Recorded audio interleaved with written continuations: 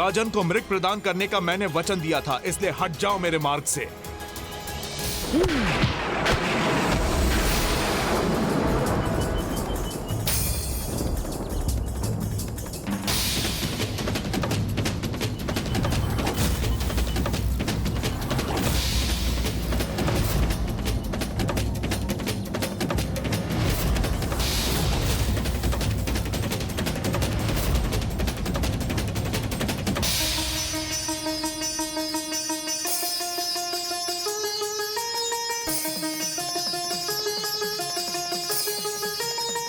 आप सभी भले ही अपने वचन से हट जाएं, किंतु मैंने इस निर्दोष जीव को शरण दी है, इसलिए अब ये मेरा शरणागत है और शरणागत रक्षा के धर्म से मैं कदापि पीछे नहीं हटूंगा।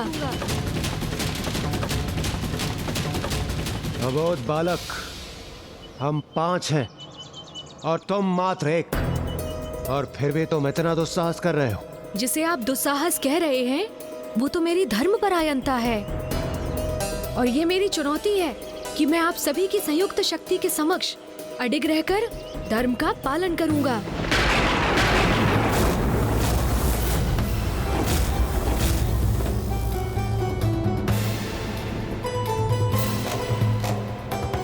यदि आप सभी ने एक साथ मिलकर मेरे चरण यहाँ से डिगा दिए तो मैं आपके और इस निर्दोष मृग के मध्य से हट जाऊंगा, अन्यथा आपको ही पीछे हटना होगा।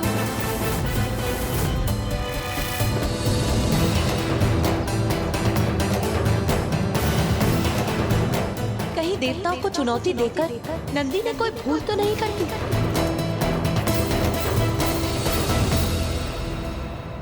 नंदी जी ने उन्हें चुनौती तो दे दी, किंतु उन्हें कहाँ ज्ञात था कि उनके समक्ष कोई साधारण राजा, आखेटक एवं सैनिक नहीं थे, अपितु स्वयं इंद्रदेव, यमराज एवं अन्य शक्तिशाली देवता थे। उनकी संयुक्त शक्ति का सामना कैसे किया नंदी जी ने? ये संघर्ष तो संकट का रूप धारण कर घोर अनिष्ट का कारण बन सकता था, किंतु बालक नंदी के लिए नहीं, अपितु उन देवताओं के लिए।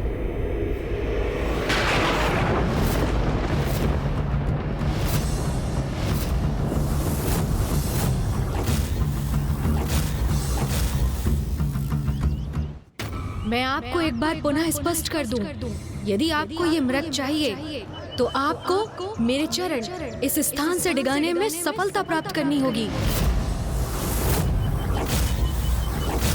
तभी आपको इस मृग को अपने साथ ले जाने की अनुमति होगी, अन्यथा इसे भूलकर लौटना होगा यहाँ से।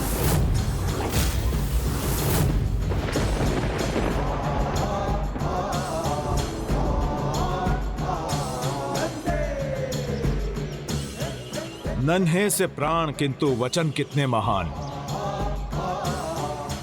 तुम्हारे चरण तो क्या, मेरी एक गर्जना से मैं तुम्हारा शरीर कंपित कर तुम्हें पीछे हटा दूंगा।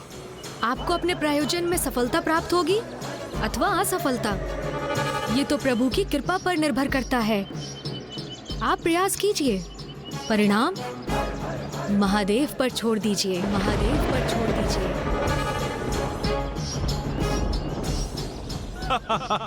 मेरे समक्ष तो महायोद्धा भी भयभीत हो जाते हैं, तुम तो एक नीरे बालक हो।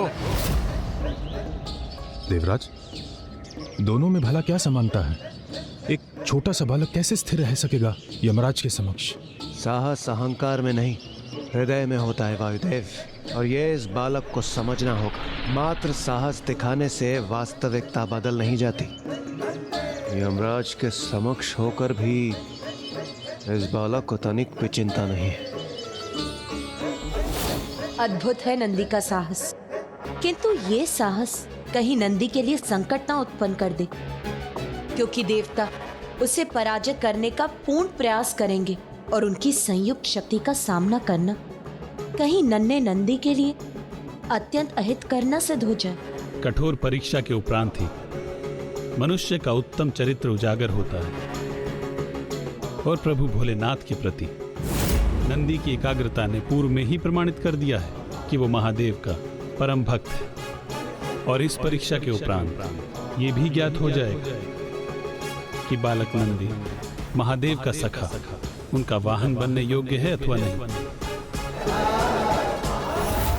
स्मरण रखना बालक, तुमने स्वयं संकट को आमंत्रित किया है।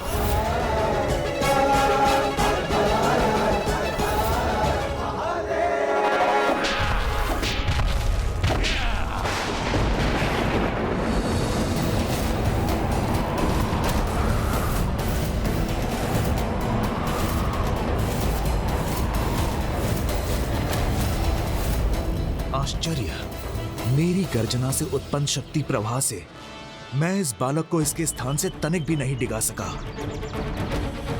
किंतु मेरी फांस का सामना कैसे करेगा ये?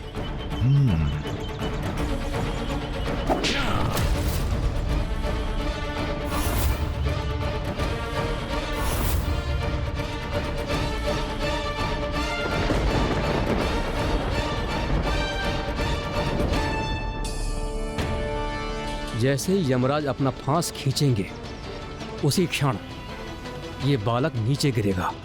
यमराज की फांस इसे अवश्य पराजित करेगी।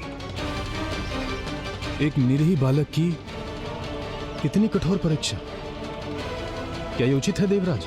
किंतु इसकी कठिन परीक्षा लेने पर ही हमें ये ज्ञात होगा ये महादेव के सखा एवं वाहन बनने योग्य हैं अथवा नहीं।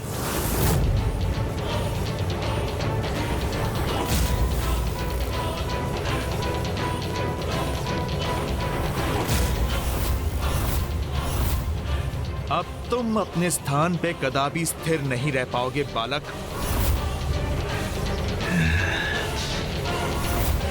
ओम नमः शिवाय। ओम नमः शिवाय। ओम नमः शिवाय।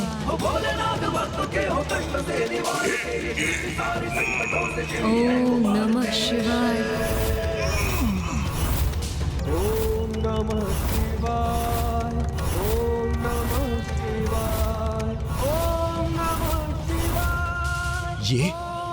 ये कैसे संभव है?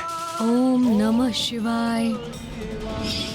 यमराज उसे खींचकर उसे गिरा भी नहीं सके, अपनी शक्ति से उसे क्षति भी नहीं पहुंचा सके। वो देवी पार्वती, जगत पिता की लीला अद्भुत है, अनूठी है। उनके अनुसार जो भी होता है उचित होता है। और अभी नंदी की परीक्षा संपन्न नहीं हुई है। ओम नमः शिवाय।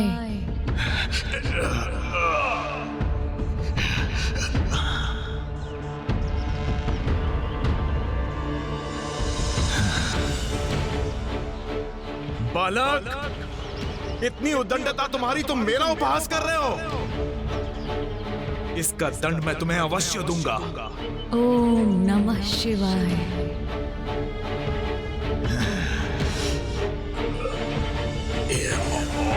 ओम नमः शिवाय। अपने संपूर्ण समर्थ का प्रयोग करूंगा, किंतु तुम्हें अपने स्थान से हटने पर विवश अवश्य करूंगा। ओम नमः शिवाय।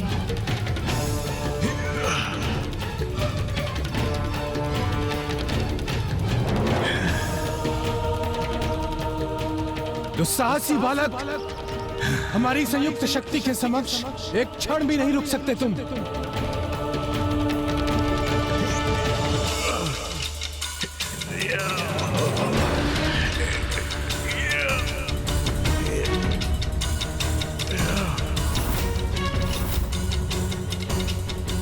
महादेव, शिव शंकर शंभु।